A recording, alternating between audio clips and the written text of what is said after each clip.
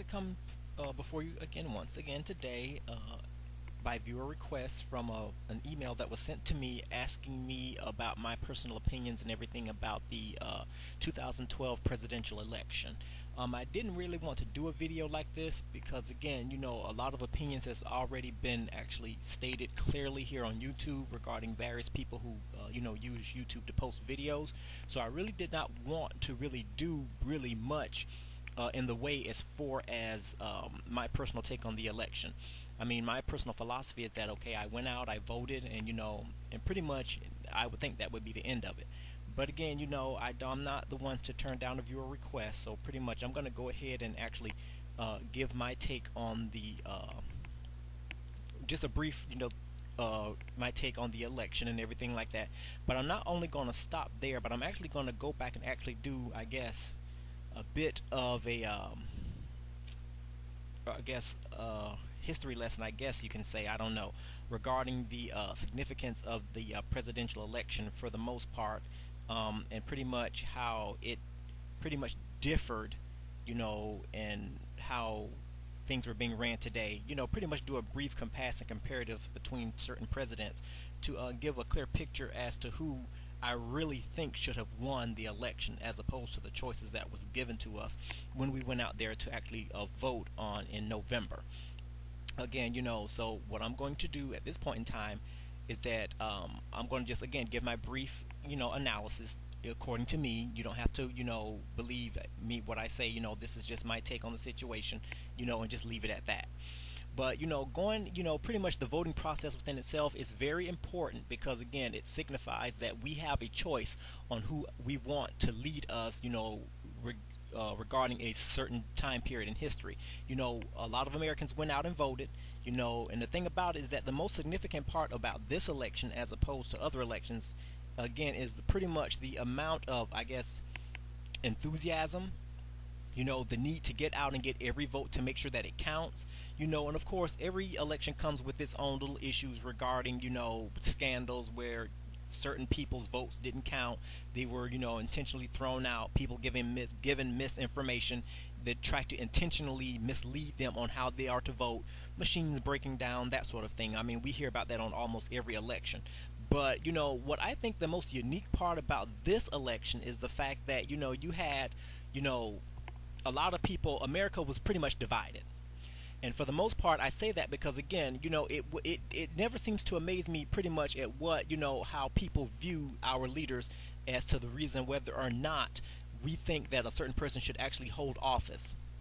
For the most part, I would say America, again, was divided mainly based on skin color, I would have to say, because you would have the majority of the whites voting for, the Republican nominee, Mitt Romney, and then you actually had, again, the other ones, the blacks, Latinos, other minorities for the most part, voting for Barack Obama.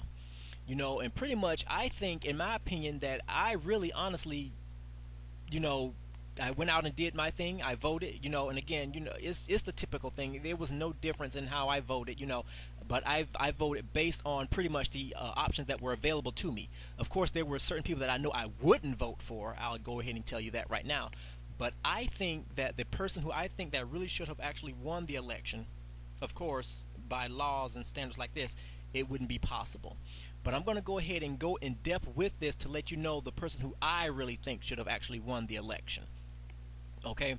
So, what I'm going to do at this point in time is I'm going to take off my tall and light iffy hat, and I'm going to put on my history hat, which is something that I rarely do because I'm not really a history buff. But again, just for the sake and the purpose of this video, I'll go ahead and do that for you and just go ahead and give you a brief take on who I think actually should have won the election. And then again, I'll tell you my reasons why, for that. I'll give my supporting reasons why.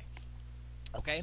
So pretty much what I'm saying here is that when we elected a president, I would say a couple of years ago, I was actually in high school, and for the most part, I wasn't all that keen on the political process. All I thought was that it was just a game that was just played, that was just, I guess, full of just people playing dirty, going out and revealing secrets from their opponents, just for the sake of them actually having a crack at being able to be nominated for a high position in society. That's what I thought. That's what politics was all about. But when I came into, taking political classes in high school and everything like that, that's when I actually got my first introduction to what politics was all about, and pretty much what it entails, and what, how it actually, affected the people in America. Pretty much when we first elected our president, or at least my first views of politics and presidency, was when actually Bill Clinton was actually elected in office. Again, and everybody knows Bill Clinton, his background and everything, and pretty much, for the most part, he was what, our 42nd president of the United States. He served a term from 1993 to 2001. I still remember, though, his inauguration. I'll never forget that. He was 46 years old, and he was, I think, like, what, one of the youngest presidents, I think it was. I don't know if he was like, I don't know if he was the first, second, or third, but I know he was a young president when, as far as age-wise, when you're holding a specific office of that particular capacity. Excuse me. For the most part, he took, office at the end of the Cold War, and pretty much was, I would say, a president of the baby boomer generation. I mean, so pretty much, I think in that sense, that was very unique for him to actually be able to get into office and actually be known just for that reason alone, as being the baby boomer, I would say, president. And one of the major issues, and one of the major, I guess, high points of his election, again, is the fact that he left office pretty much with the highest rating approval that, that I think that was actually done by a president, since what is it, World War II, I think it was. I'll never forget, again, when, he was actually being inaugurated and everything like that. I mean, again, and I think while he was being inaugurated, I actually was in a political science class. So pretty much we actually had to, pay close attention and actually just learn the process on what it was, as far as, how inaugurations went, how pretty much everything was being ran, how, what duties of the presidents are, what it would be once they get elected in office, how they have to write down their agenda, their plans, and everything like that. So what I did is I actually went in and, of course, and highlighted certain areas where I think that was very of importance during his presidency, even though I don't think I'll actually have the energy to talk about every single thing that this president went through during his term in office. I'll just go ahead and highlight some brief things that I think that was of importance, that really made him stand out as a young president. Again, I was saying here pretty much shortly, he was inaugurated. He was the, what is it? I said the 42nd president of the United States. And, he was inaugurated in I think mid-January of 93. One of the main things that, I guess his agenda, as far as actually of him being elected, I would say, is the fact that he was really wanting to let America know that, okay, this is a high position. This is not something that I actually am used to actually holding. But again, since I was elected by, America to lead, at least for this 4-year time frame, I'm going to go ahead and get to work immediately. Okay? And one of the first things that he actually did when he went to work is, again, he worked on a policy that actually affected a lot of women in the workplace. And see, this whole thing here was actually centered around the what I call the Family Medical Leave Act of 1993. And see, one thing about it is that the significance of this is that it actually took away everything that we actually knew about the workplace and actually focused on the issues and concern of women, for the most part, in the workplace. Yeah, it actually covered other issues as well, but it actually centered around women and the fact that, they should be able to, take time off of work in order to be able to, I guess, tend the house and home, that sort of thing, or, be able to take care of themselves, as far as, during pregnancy years, where they actually had, to take time off of work. I think shortly before this, and again, I could be wrong, but I'm thinking shortly before this, there were many issues where companies, large companies, did not ever really want to release their female workers, until, I guess, they really had to, well, in their pregnancy years or what have you, as far as them actually being able to report to work and do their job.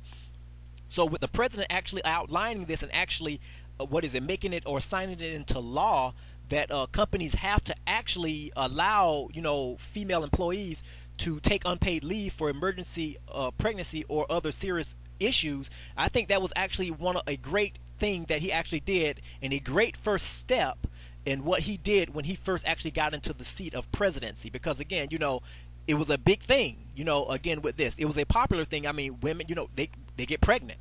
So you have to allow them adequate time off of work so they can be able to have a safe baby, a safe delivery, and also be able to heal after that delivery, and then be able to still keep their jobs, which was a major thing also, is the fear of them not actually being able to still have a job. But with this being this medical or this act being signed in, they would be able to not only leave their job, but the employer would be required to hold their place in the workplace. So upon delivery or upon resolving whatever medical issues they had, they would be able to report back to work without any fear of reprisal from their employers. And I think that was a major thing, a good thing, a good first step actually for President Clinton when he actually came into office. There was another issue also that I think that was the highlight of him being in office, and that pretty much when he actually signed into effect the don't ask, don't tell policy. And I'm pretty sure that everybody knows pretty much what that's all about. That's where it allowed gay men and women to serve in the armed forces, provided that they kept their sexual identity secret. And see, one thing about it again is that this drew a lot of controversy. This drew a lot of misunderstandings and such, in the community, in the military itself, because again, with the gay agenda still, even going still forward very strongly, even back in the mid 90s, gay folks for the most part wanted to be able to serve freely, in the military or within the Department of Defense, and not have to hide who they are or who they wanted to classify themselves as being. And again, it was a major issue. It drew a lot of controversy. Not only from again, people within the military. They had people that were marching and everything like that, stating their disapproval, stating that that it's not only ridiculous to put this policy in place, but it actually was a bit discriminatory in nature. And see, again, that sparked a lot of debates on Capitol Hill, where you actually had different top military officials that actually wanted to get involved in that to actually I guess explain the fallacies and everything else, because you just had some that were for, and then again, for the most part, you had some that were against. So pretty much that was their time to actually go and actually argue their case on the reason why that policy was in effect and how it would actually help the military, in its future endeavors as far as actually being able to operate, efficiently. Another issue that that came across that was a hot topic again in President Clinton's first term years was when he signed into law the NAFTA. I don't know if too many people remember that about the NAFTA, and that was the North American Free Trade Agreement, where it actually allowed other countries to actually where it actually would allow America to actually enter into free trade or favorable trade with other shores, with foreign shores, where we would create some sort of partnership where we would do business with other countries that we would not have normally been associated with or wanting to actually do business with. And I think that was again another hallmark with President Clinton, is the fact that he was actually being able to actually open up and establish relationships that would not have normally have happened. And see, again, this is coming from someone who was charismatic, who knew how to not only, I wouldn't say what other folks want to hear, but knew how to operate efficiently and knew how to draw folks into what he was saying and his beliefs and ideologies, as far as him doing business with foreign shores. And again, that was pretty much a major hallmark. I mean, again, and see, you can't really get around that. I mean, President Clinton, for the most part, he was very again, he was actually able to, and I think what really happened and what really actually made that umbrella open as to the reason why a lot of countries wanted to do business with the United States is because of President Clinton's ability to compromise. And see, I'm going to probably speak more about that later on in this presentation, but again, I think that also had a lot to do with the fact that he was actually able to do business with other countries is because of his ability to communicate and not actually come off as actually being like he's entitled to certain things, and actually being able to understand the points of view of other folks in other countries, and and pretty much put their fear at ease when actually opening up the possibility of wanting to do business with the United States. I mean, again, he's very charismatic, and you can't really take that from him. America was actually in a favorable state at this point in time in history when he was president. So now moving on to the second term of his presidency, which of course was again from 1997 to 2001. This pretty much was again another victory for President Clinton.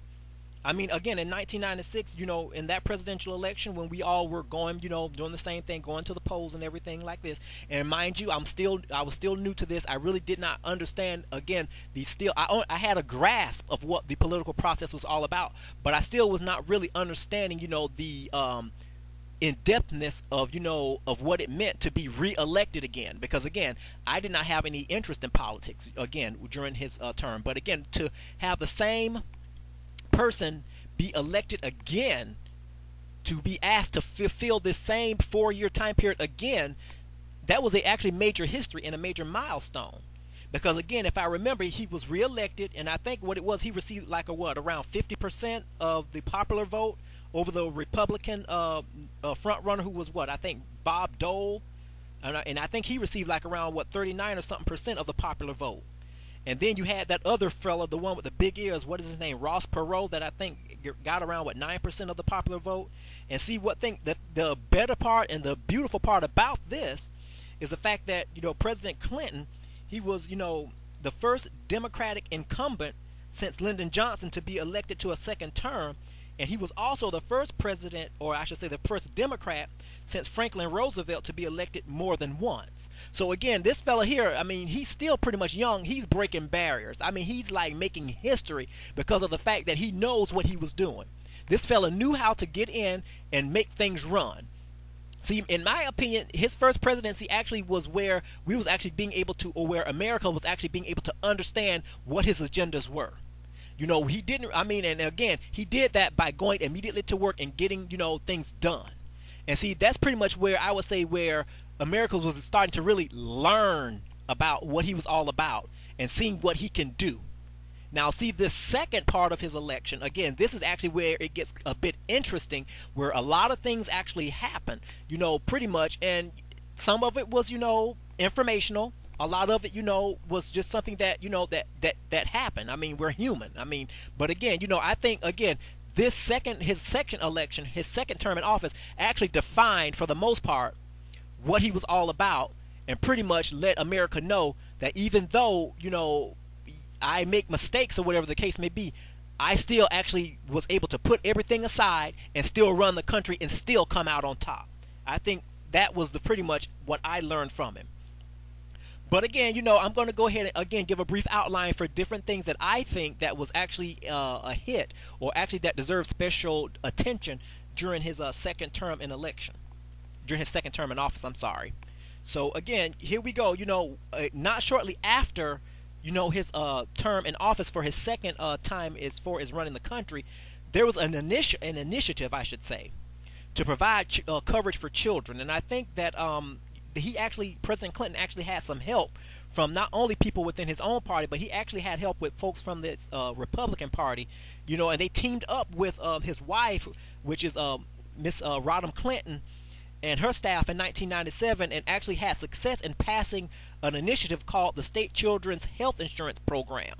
And pretty much what that was is that it actually was a program, and it was like a large and successful program, pretty much that, again, that provided coverage, that provided medical coverage for children, in healthcare reform, and pretty much that year, it was like a big deal because, again, during this time in election, issue with medical care, healthcare costs, and everything else, people not being covered by insurance.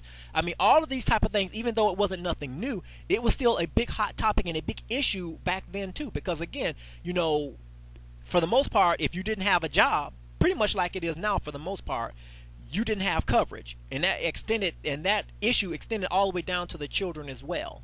So again, I mean, he again, in my opinion, he started off his second term again with a great boost. I mean, he was actually, one of those presidents that actually, again, believed in work. He didn't sit up there and say things. He actually got involved in the process. And the funny thing about it is that if he knew that he did not have the resources to do it, he wouldn't have any problem going out and asking for help. And that's pretty much when everybody banded together for the most part and actually made this a reality. And again, that was done in 1997, shortly before he was actually re-elected, back in the seat to perform a task. Now, also along the line, here we go with the presidency. Not shortly after, I would say after that, I was reading and doing some researching, and here we go. This is where we came into an issue where President Clinton was for the most part nailed to the wall. One thing that we have to understand something is that the way the media actually portrayed Bill Clinton with his relationship with that White House intern Monica Lewinsky, I think was a bit over the top. One thing that I say that to say this: the White House, for the most part, did not want a Democrat in their presence anyway. See, when President Clinton was actually elected into office, he was actually the first representation of actually the Democrats actually taking over the House in about 40 years. See, one thing that you have to understand is that the Republican Party actually had control over the House for quite some years, but it became broken when he actually made ground and became, that Democrat president back in 1993. And see, once that happened, and then they turned around and re-elected the president again, the same Democrat again, they knew that they were losing control of their House, and as far as, just being able to just say, we no longer have control over the House. So pretty much they were just waiting for him to really mess up. And again, President Clinton, it's not a secret, he was a known womanizer. I mean, come on, like I say, I'm not trying to talk about the fella, but, this is not something that's a secret. I mean, this is not something that he would actually, he wouldn't hide saying that. He was a very charismatic person. He knew he had the gift of gab, especially when it came to women, and they were actually able to fall for it, And again, the White House intern was one of the ones that actually was able to fall for, his words. Pretty much as she worked in the White House, their relationship became, closer and closer, where they would be seen out in public, and they would be, they would take snapshots. The paparazzi or whoever would take snapshots of him, and pretty much would have him as the face, of, issue, magazines like Time and all these other ones, pretty much stating things. And like I say, we didn't know what was going on at the time. All we know is that, the president took an interest in someone who actually was, wanting to learn the political process, or at least that's what I thought. Again, so just looking from the outside in. And of course, the more that he hung around him, and the more, America and the society speculated the possibility of something inappropriate going on, he would deny it and everything like that, and just pretty much say that, you're reading way into this, I'm only doing my job as a president to train, and that sort of thing, to let, to give this young intern insight on how the political process is ran. And again, it got to the point where, speculations were being, circled in the community. And for the most part, people were actually being able to say, okay, wait a minute, there's something more going on behind this. Because again, you had the issue with the stained dress. I don't know if anybody remembered that or not. And for the most part, America went wild. You had a lot of people going crazy over that. But, they had that as evidence, for the most part, of their relationship, to let them know that, okay, something more serious is going on, as opposed to a man wanting to actually be a mentor to a young woman within the confines of politics. Now, again, he went on national television, denying it again, nothing new. The only thing that he actually stated, and I take that back, he said that the only thing that he actually admitted to was having inappropriate relations with Monica Lewinsky. He never actually went in depth and said what that inappropriate relationship was. He just says that he actually behaved in an inappropriate manner. If I'm not mistaken, I'm pretty sure he never actually outright said that he had sex with her or anything like that. He just kind of danced around the issue and said that he, admit to having somewhat of an inappropriate exchange with her. But again, he never went into depth at what that meant. And again, they didn't want to take his word for it, so they actually questioned her and again and had her on the stand and a lot of this stuff as well too. So again, they got her testimonies, and after they did all of their research, and all of this, looking over that dress and everything like that, and actually, interviews with other folks, who may have had some sort of knowledge about their relationship, then the whole thing came to a head when they actually wanted to impeach President Clinton. And the funny thing about this impeachment is the fact that this was not something that was done behind closed doors. This was actually something that was actually televised, for the most part, on national TV. I think here it was on public broadcasting television, where everybody can actually see him actually being, for the most part, stripped of his duties, or at least that's what they were hoping for. Okay, so pretty much what happened with that is that they pretty much had a lame duck session. And again, for those who are not really familiar with a lame duck session, this is what Congress had. A lame duck session is pretty much when Congress actually holds a session and meets, pretty much, for whatever reason, shortly after the president is actually elected into office, but before his actual term actually really starts to really begin. So that's pretty much in a nutshell what lame duck for the most part meant. But for they had a lame duck section after the 1998 elections. And the House decided that they was going to vote to impeach Clinton based on the results of again, like I said, the Lewinsky scandal. And for the most part, it also had a lot of other issues too that was going on regarding some other side issues with that Paula Jones lawsuit as well. I don't know if you all remember Paula Jones, but it was another issue too there. She actually had brought some issues up before Congress also regarding the behavior of Bill Clinton. So for the most part, what made this actual event, this political event, so I guess unique is the fact that this made, this was the second U.S. president to be impeached. I guess the first one being, Andrew Johnson, again, but this was like the second one that was being impeached, that they actually had impeachment proceedings. And for the most part, the proceedings were based on allegations, like I said, that Clinton had lied about his relationship with the then 22-year-old, White House intern Monica Lewinsky, in a sworn deposition. And, and in a sworn deposition, again, also with the Paula Jones lawsuit. And it pretty much, after a Starr report was submitted to the White House providing what they termed as substantial and credible information that the president committed acts that may, constitute grounds for an impeachment, that's pretty much when they thought that they really actually had him in. So again, with all of this going on, they said, okay, we're going to go ahead and proceed with this. So they actually went ahead and actually held live proceedings on live television in real time. And I remember looking at it on television because, like I said, I was like, what is going on here? I'm like, this is actually going way too far. Because, I mean, like I said, with me being young and still in high school, I'm like, what is this all about? This is actually going way above, just a simple accusation of somebody, mishandling their duties as far as a president. I'm like, these people are actually taking this way too far out of hand. So pretty much, again, they began their impeachment proceedings against Clinton before midterm, before the elections or whatever the case may be. Now, again, I already said that they had the lame duck section or session.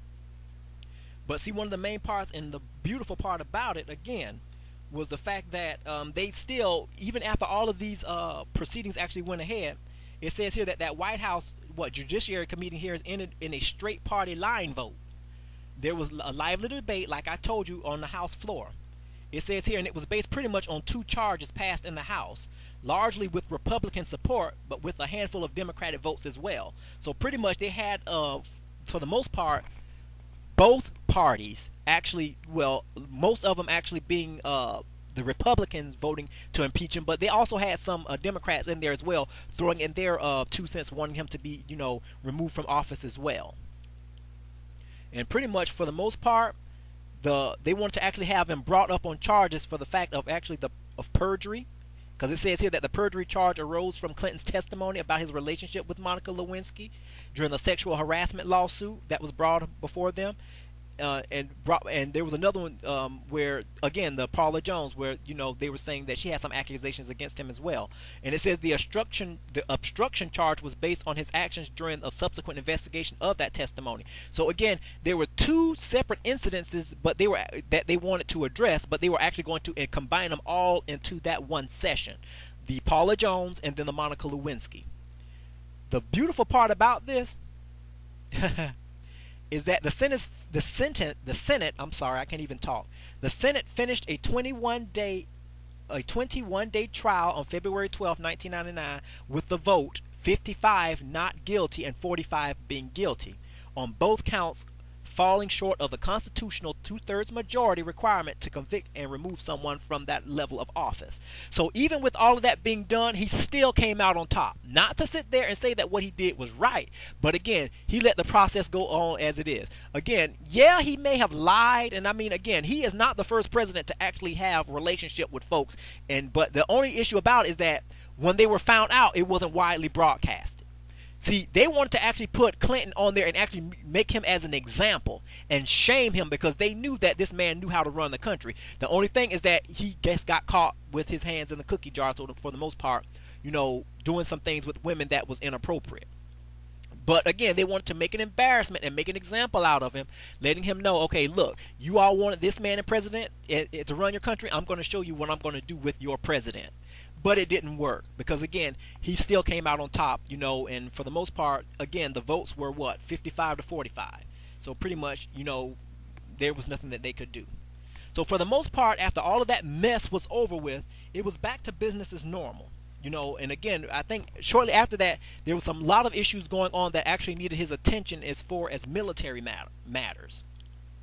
One of those military matters, again, that actually took up a lot of his attention and actually shifted the focus from his personal life was, again, the Battle of Mogadishu, which pretty much was most commonly referred to as the Black Hawk Down or the Somalis or the Day of the Rangers, which was a part of the Operation Gothic Serpent and was fought, pretty much in October 3rd and 4th of 93 in Somalia.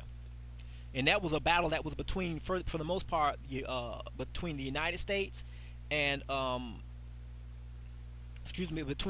between forces of the United States supported by UNISOM and the Somalian militiamen that was loyal to the self-proclaimed president to be Mohammed Farid Aidid, who had support from armed civilian fighters. And pretty much the most interesting part about this is that during that operation, 2 U.S. helicopters were shot down by rocket-propelled grenade attacks to their tail rotors, trapping soldiers behind those enemy lines for the most part, which resulted in an urban battle that killed pretty much 18 American folks, and it wounded 73 other folks, and pretty much 1 was taken prisoner. And see, that pretty much was, again, the mark of pretty much a shift as far as immediate attention that President Clinton actually had to give when this type of event was actually happening. Pretty much it was like there were more Somalia casualties, really, to tell you the truth, than American. Some of the American bodies were dragged through the streets. A spectacle broadcast that was actually shown on television and like I say, that pretty much was something that really, I guess, moved the American society. Because again, here you are having a war over there and then actually having to see your fellow Americans actually being drugged and like rag dolls in the street. I mean, like I said, that would be enough to actually, make anyone emotional. But, again, in response, the United States, were withdrawn from Somalia, and later, the conflicts were approached with fewer soldiers on the ground. So even though the war was still continuing to go on, pretty much they wised up and didn't send that many people in there, even though folks were being sent in there, but they pretty much kind of lessened the presence of American people over there from the United States Armed Forces. Again, and another historical fact is the issue and the subject of Osama bin Laden. I mean, a lot of people actually have the misconception that Osama bin Laden actually came as a subject of interest during the Bush era or during President Bush years. But actually, to tell you the truth, that was a major objective actually in Bill Clinton's presidency years too, to capture Osama bin Laden. I can't even talk today. It was like capturing bin Laden had been an objective of the United States government from, from the Clinton years until his death, which, we all know about in 2011. And for the most part, this man here, he was well known. He would always operate undercover. He will always send other folks to die for his cause. And I mean, again, he pretty much again didn't do most of his work or wasn't widely seen until really the Bush era, where there was like a lot of antagonism going on both sides of the fence, or from both Bush's side and then on his side. It was like they were exercising their muscles to see who can actually scare each other the best, or who actually had the bigger muscle. But again, I did a video way back a little while ago about what I thought about that whole war issue and going to war in the first place. But again, I'm not going to actually bring that into this video, because that's not what this whole video is about here. But again, it was a major issue again, because we still wanted him even in that early state of history. Bin Laden was actually a subject and an interest of the United States, and we wanted to get a hold of him at any and all costs. Again, so it was something that actually that was, I guess, wishful thinking, because even though we actually wanted to catch him, we never. Well, President Clinton and his era actually wanted to catch him. They never did it. I mean, because he was too slick. And again, I mean, it was so funny, because again, they would offer many reports about what they did, what they could have done. And I mean, the fact about it is that you're going over your woulda, shoulda, couldas, but yet still, again, you never caught him.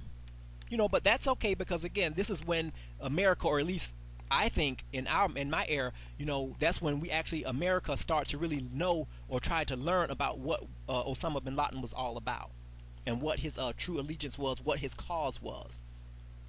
I mean, he was one of those, again, people who was actually, I guess, responsible for what those U.S. bombings,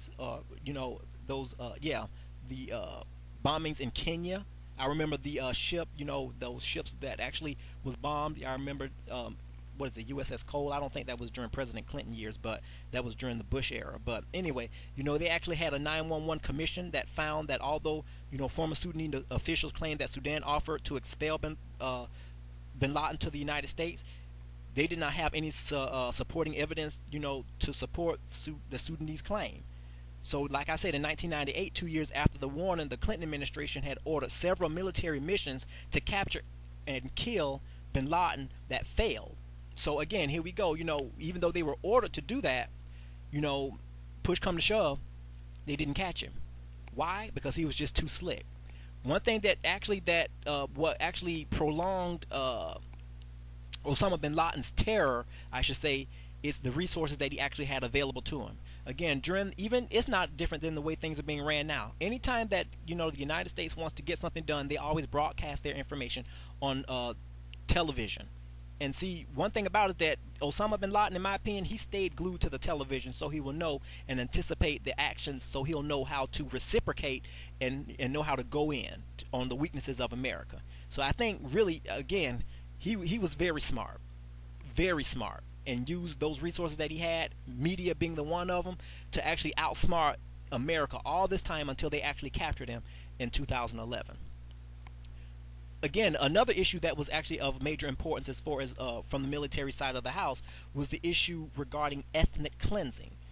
Again, a lot, that was a big issue. Ethnic cleansing was, which pretty much was a process or a policy that would, was set in place to eliminate, unwanted or, ethnic or religious groups, through deportation, pretty much, if it would, through deportation, mass murder or any type of thing, with the intent of actually creating like some sort of space or territory, to be occupied by, a particular party of, like, let's say some sort of pure, some sort of racial group, religion, or culture.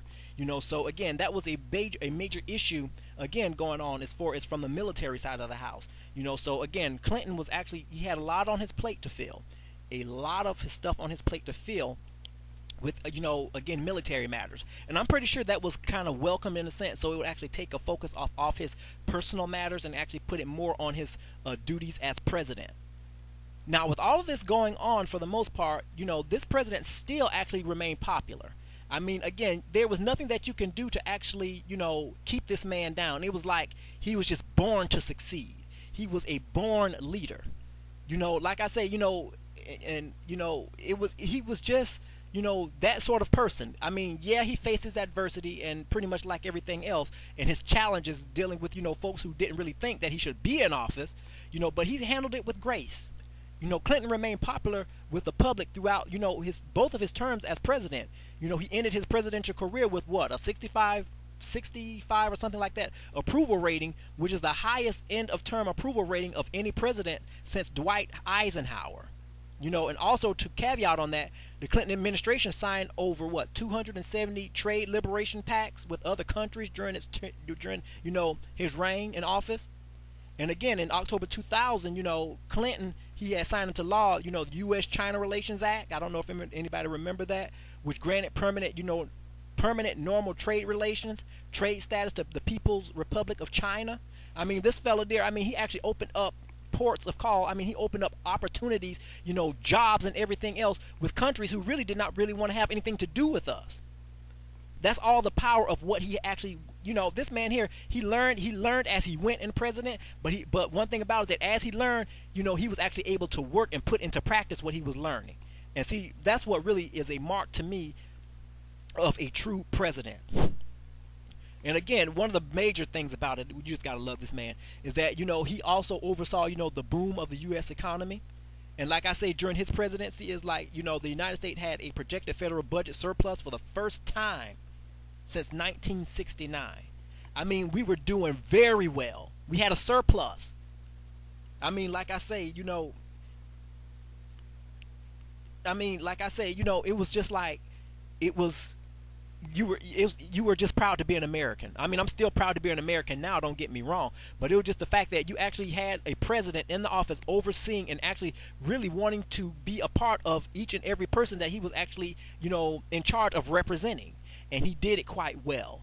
People responded to him. I think actually once somebody actually referred to him as a black president, because again, he was actually, he wasn't not only a president for,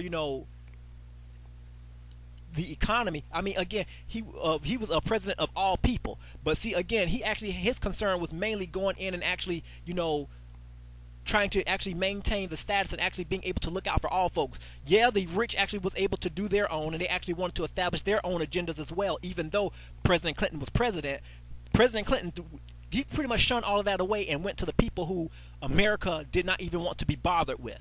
Look at the issue on how they handled Hurricane Katrina.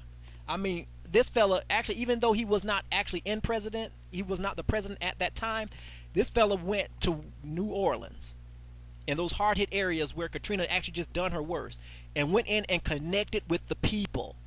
And one thing about it that, again, he was not actually, nobody actually had to had to force him to do it through constant criticism and stuff like that. He took it upon himself. He went in there and actually did this. But yet still, Bush, nothing against him, he actually got criticized by the African American community for not actually acting in a timely manner to rescue these people or get aid to them in an appropriate amount of time.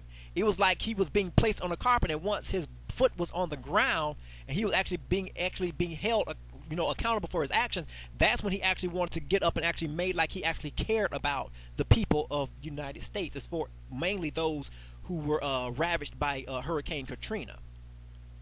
Like I said, you cannot actually really, ignore the contributions that this particular president actually had in the shaping of what the economy was as opposed to what it is now. Because again, he actually, was a mentor.